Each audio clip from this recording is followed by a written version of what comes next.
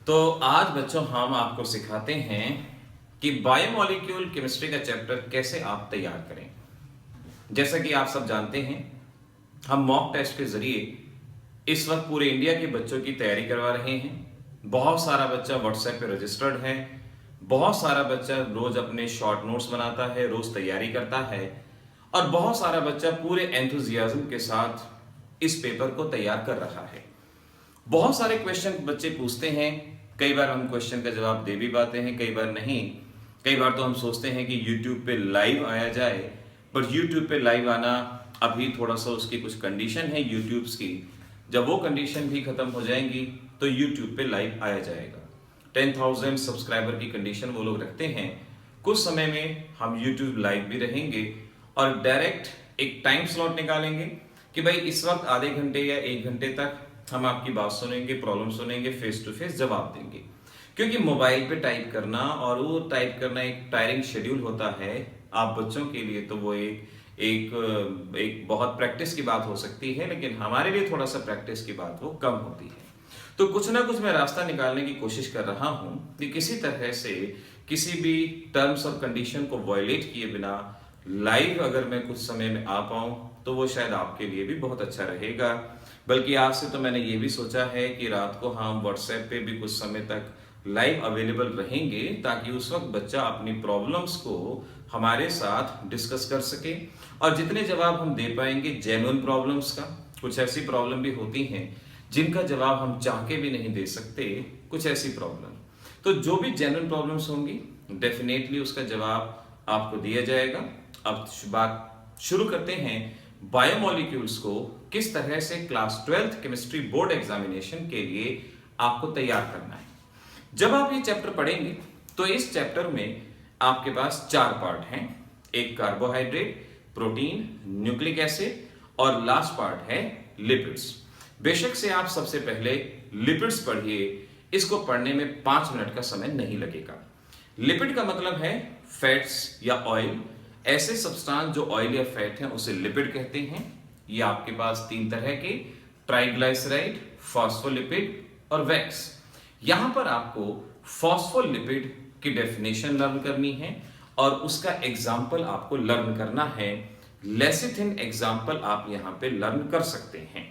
अभी तक board examination में लिपिड्स पे अगर कोई भी क्वेश्चन आया है वो हमारे पास यही आया है, फॉस्फोलिपिड क्या है और उसका एग्जाम्पल दें, तो इतना तो आप विद इन 5 मिनट्स आप ये तैयार कर सकते हैं। इसके बाद आप तैयार कीजिए प्रोटीन। प्रोटीन्स में सबसे पहले आपको अमीनो एसिड पढ़ना है।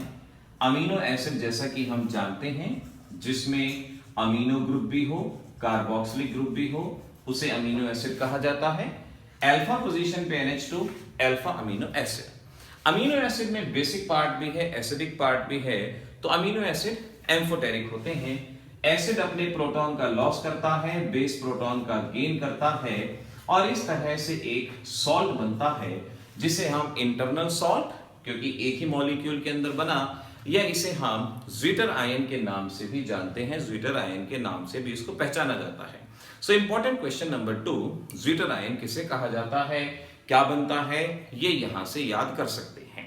फर्दर इसमें आपको एक डेफिनेशन याद करनी है, आइसोइलेक्ट्रिक पॉइंट। आइसोइलेक्ट्रिक पॉइंट का मतलब वो पीएच जब अमीनो एसिड ना तो कैथोड की तरफ जाता है ना एनोड की तरफ जाता है, उस पीएच को आइसोइलेक्ट्रिक पॉइंट कहा जाता है। ये हमारी नेक्स्ट इंपॉर्टेंट डेफिनेशन जो आपको याद रखनी होगी।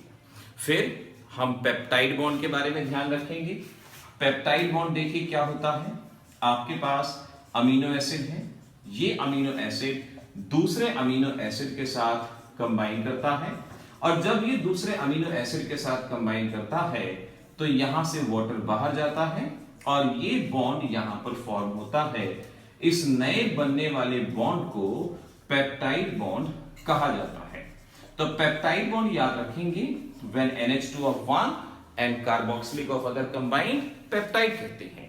2 मॉलिक्यूल हैं डाइपेप्टाइड, 3 हैं ट्राइपेप्टाइड, बहुत सारे हैं पॉलीपेप्टाइड। और अगर इनका मॉलिक्यूलर मास 10,000 से ज्यादा हो गया, 10,000 AMU से ज्यादा हो गया, तो इसे हम प्रोटीन के नाम से जानते हैं।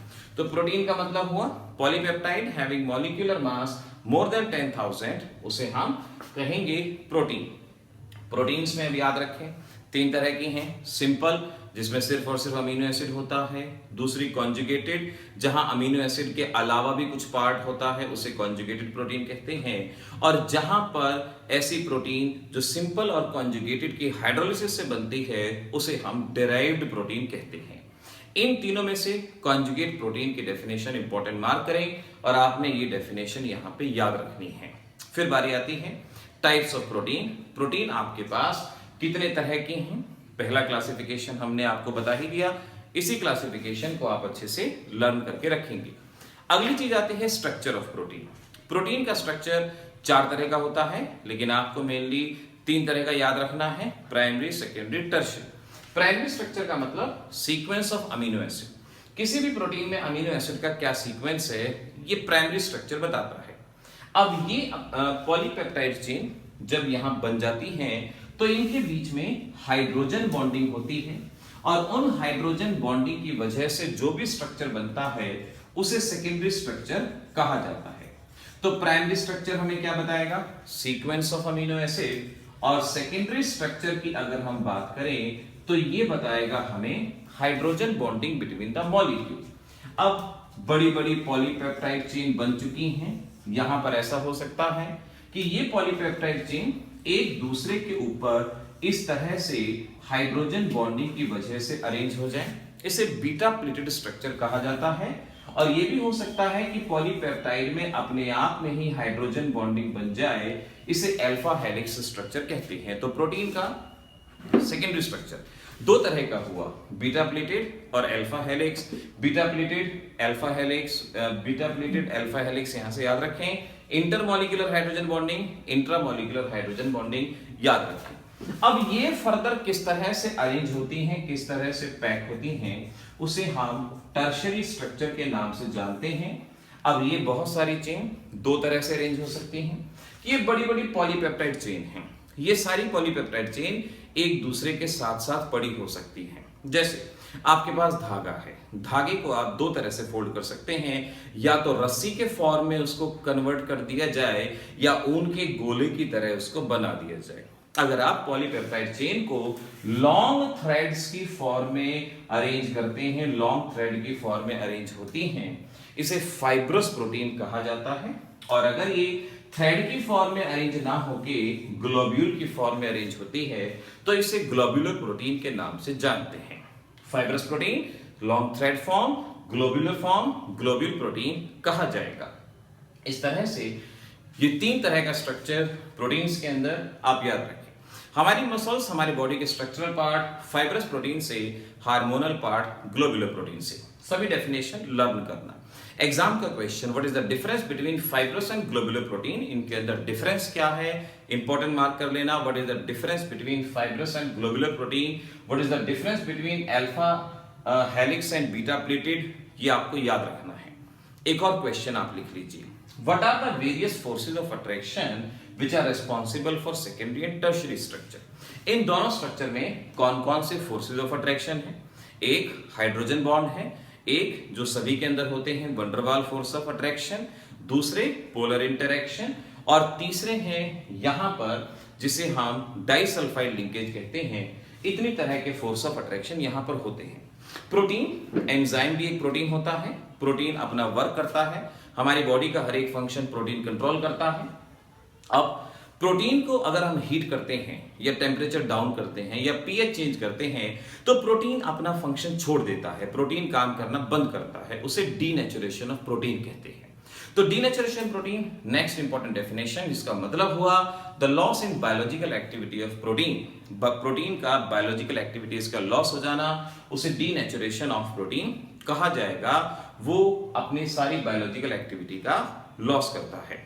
और जब हम डीनेचुरेशन करते हैं तो होता क्या है, हाइड्रोजन बॉन्डिंग स्प्लिट हो जाती है और हाइड्रोजन बॉन्डिंग स्प्लिट होकर दोबारा से प्राइमरी स्ट्रक्चर में कन्वर्ट होता है। और अगर दोबारा से वही कंडीशन वापस दे दी जाए तो प्रोटीन दोबारा से वर्क करता है, उसे रीनेचुरेशन ऑफ प्रोटीन के नाम से हम जानते हैं। तो आपने प्रोटीन्स में, अमीनो एसिड में जो जो बातें बताई, ये सभी की सभी बातें अच्छे से आपको करनी है, याद करनी है। इसमें हमने आपको बताया कि आपको किस तरह से प्रोटीन्स के बारे में लर्न करना है। बायोमोलिक्यूल में प्रोटीन का पोर्शन आपको तैयार करना है। जो जो बताया यहाँ ध्यान रखिए। नेक्स्ट पार्ट में बताएंगे आपको कि न्यूक्लिक एसिड और कार्बोहाइड्रेट में आप कैसे कितने पोर्शन पे तैयारी करें। लेकिन ध्यान रखिए, जो मैंने बताया अगर आपने सिर्फ सुन के छोड़ दिया कोई फायदा नहीं होगा। इसको अभी लिखिए, अभी अपना शॉर्ट पेज नोट्स बनाइए, क्योंकि बहुत सारे स्टेट के बच्चों ने बताया है कि उनका just paper about to reach, paper बस आ ही गया है।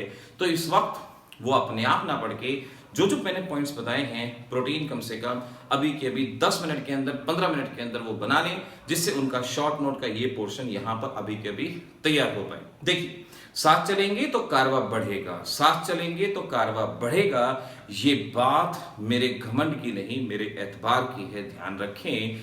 लेकिन चलना पड़ेगा, इस एतबार को आगे मजबूत करना पड़ेगा। ऑल द बेस्ट बच्चों।